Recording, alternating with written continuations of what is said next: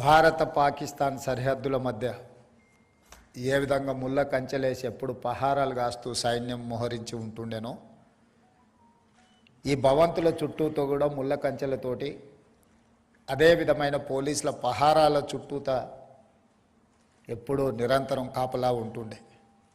అలాంటిది డిసెంబర్ 7, 2023 నాడు మధ్యాహ్నం 1 గంటకు ఈ భవంతుల చుట్టూతో ఉన్న ముళ్ళ కంచెల్ని పటాపంచలు చేస్తూ బద్దలు కొట్టి తెలంగాణ ప్రజలకు ఇందులో ప్రవేశం కల్పించడం జరిగింది. ఈరోజు ప్రగతి భవన్ నుంచి ప్రజాభవన్గా మారడం, జ్యోతిరావు పూలే గారి పేరు పెట్టుకొని ఒక సామాజిక న్యాయాన్ని అందించాలి, తెలంగాణ యువతకు సమానమైన అవకాశాలు కల్పించాలన్న ఆలోచనతోటి ప్రతి కార్యక్రమాన్ని ప్రభుత్వం బాధ్యతాయుతంగా నిర్వహించడం మొదలుపెట్టింది.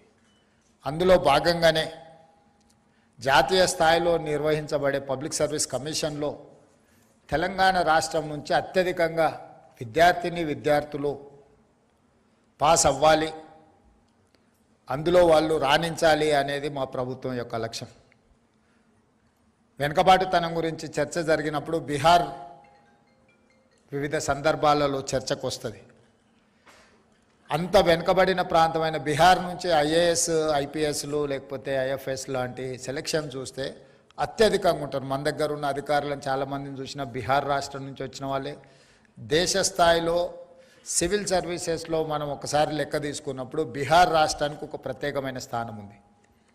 మరి అత్యంత వెనుకబడిన ప్రాంతంగా చర్చ జరిగే బీహార్ ప్రాంతం నుంచి ఇంతమంది సివిల్స్కు సెలెక్ట్ అవుతున్నారు, రాణిస్తున్నారు అని అంటే అక్కడ ప్రత్యేకమైన శ్రద్ధ పెట్టడం వల్లనే అది సాధ్యమైంది. మరి అలాంటి ప్రత్యేకమైన శ్రద్ధ, ఆదరణ మన తెలంగాణ రాష్ట్రంలో ఉండాలి. ఇక్కడ యువతను ప్రోత్సహించాలి. ఆ ప్రోత్సాహం నగదు రూపంలో కూడా ఉండాలి. భుజం తట్టడమే కాదు, అంతో ఇంతో ఆర్థికంగా సహాయాన్ని అందించాలని ఆలోచన చేసినప్పుడు ఉప ముఖ్యమంత్రి గారు మా సింగరేణి సంస్థ నుంచి మేము ముందుకు వస్తాం. సింగరేణి సంస్థ ద్వారా ప్రిలిమ్స్ క్లియర్ అయిన వాళ్లకు ₹1,00,000 ఇద్దాము. ఎందుకంటే కోచింగ్ సెంటర్లు హైదరాబాద్లో కాకుండా ఢిల్లీకి కూడా వెళ్ళాల్సి ఉంటుంది. అక్కడ ఉన్నప్పుడు చిన్న చిన్న ఆర్థిక ఇబ్బందులతోటి ఈరోజు బలరాం మన సింగరేణి సిఎండిగా ఉన్న ఒక గిరిజన యువకుడు ₹50 పుస్తకం కొనడానికి లేకపోయినా చేనెంబర్ బస్టాండ్లో, చేనెంబర్ చౌరస్తాలో ఒక కూలీగా పనిచేస్తూ అక్కడి నుంచి ఐఆర్ఎస్కు సెలెక్ట్ అయ్యి ఈరోజు సింగరేణి సిఎండిగా రాణించిండు అని అంటే కష్టంతో పాటు కమిట్మెంట్ ఉండడం అనేది చాలా ముఖ్యం. ఆర్థిక పరిస్థితులు ₹2,000 కోచింగ్ సెంటర్ కట్టాలన్న కష్టమైన పరిస్థితులు. కాస్తో కూస్తో వెసులుబాటు దొరికితే చాలామంది ఆ విధంగా ఎంపికైన వాళ్ళు ఉన్నారు. అందుకే ఈరోజు ఆ చిన్న చిన్న దిగువ స్థాయిలో ఉపాధి హామీ కూలీకి వెళ్ళే వాళ్ళ పిల్లలు కూడా ఈరోజు సివిల్స్కు ప్రిపేర్ అయ్యే సందర్భంలో వాళ్ళు ఢిల్లీ లాంటి నగరాలకు వెళ్ళి ఉండడమే కష్టం, అందులో ఖర్చులు భరించాలంటే కూడా ఇబ్బంది అవుతుంది. కాబట్టి సింగరేణి సంస్థ నుంచి ఆర్థిక సహాయాన్ని అందించాలని మొదటి విడత ₹1,00,000 ఒక్కొక్కరికి. ₹1,00,000 సరిపోతాయంటే ఒకవేళ సరిపోకపోవచ్చు. కాకపోతే ఈ ప్రభుత్వము మాకు అండగా నిలబడ్డది, ప్రభుత్వం మమ్మల్ని ఆదుకుంటుంది అని ఒక మీలో ఆత్మవిశ్వాసాన్ని పెంచడం కోసం ఈ కార్యక్రమం చేపట్టడం జరిగింది.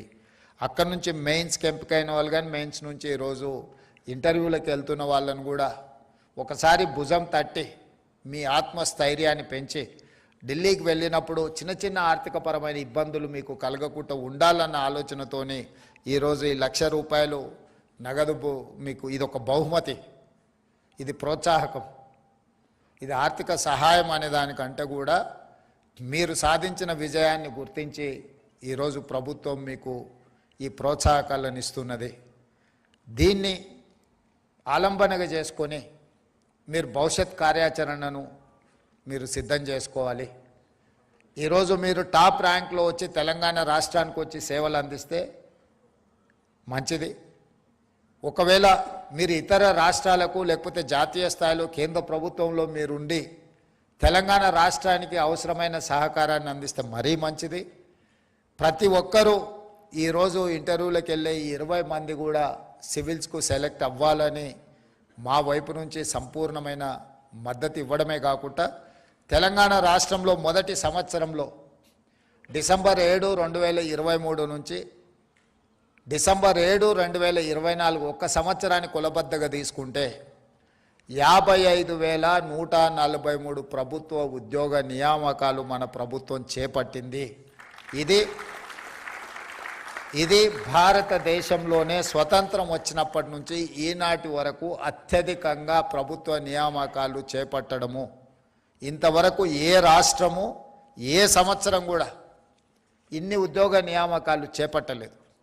10 సంవత్సరాలు పేరుకపోయిన నిర్లక్ష్యాన్ని, 10 సంవత్సరాలు కోర్టుల్లో నలిగిపోతున్న కేసులను పరిష్కరించుకుంటూ, పోటీ పరీక్షలను నిర్వహించుకుంటూ, అది పోలీసు నియామకాలు కావచ్చు, లేదా టీచర్ల నియామకాలు కావచ్చు, పారామెడికల్ సిబ్బంది కావచ్చు, ప్రతి శాఖలో సింగరేణిలో కూడా ఉన్న కారుణ్య నియామకాలు కావచ్చు, ఇలా చెప్పుకుంటూ వెళ్తే వివిధ శాఖలలో మొదటి సంవత్సరంలో నేను గర్వంగా స్పష్టంగా నేను చెప్పదలుచుకున్నాను, ఏ ప్రభుత్వము ఏ సంవత్సరము అమలు చేయని విధంగా మొదటి సంవత్సరంలోనే 55,143 ఉద్యోగ నియామకాలు చేపట్టడం ద్వారా దేశానికే తెలంగాణ రాష్ట్రం ఆదర్శంగా నిలబడ్డదని చెప్పి నేను ఈ సందర్భంగా చెప్పదలుచుకున్నాను.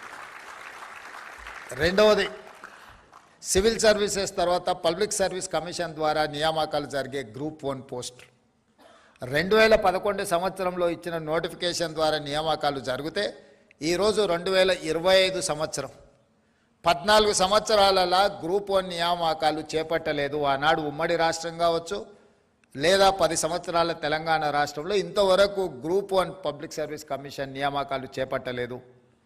21, 22 సంవత్సరాల వయసు వచ్చిన ఒక నిరుద్యోగ యువతీ యువకులు గ్రూప్ 1 పోటీ పరీక్షల కోసం ప్రిపేర్ అవుతున్నామని చెప్పి కుటుంబానికి చెప్పి హైదరాబాదు నగరానికి వస్తే 14 సంవత్సరాలు ఆ పరీక్షలే నిర్వహించకపోతే వాళ్ళ వయసు 35 సంవత్సరాలు. అత్యంత యుక్త వయసులో కుటుంబానికి ఉపయోగపడి జీవితంలో వాళ్ళ కెరీర్లో ఉన్నత శిఖరాలకు ఎదగాల్సిన యువతీ యువకులు 14 సంవత్సరాలు త్రిశంకు స్వర్గంలో వేలాడదీయడం అంటే ఇంతకంటే నరకం ఏమైనా ఉంటుందా? మీరు ఆలోచన చెయ్యండి.